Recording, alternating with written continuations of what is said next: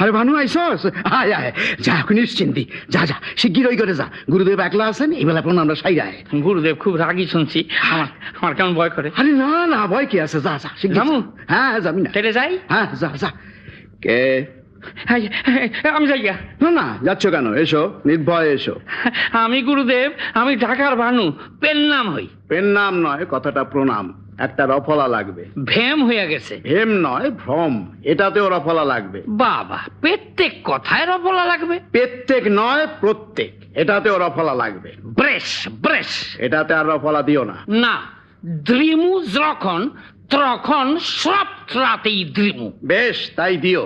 এখন বলো, তোমার দিদি কেমন আছেন? আপনার আশীর্বাদে সকলেই ভালো আছে। তোমার হাতে ওটা কি?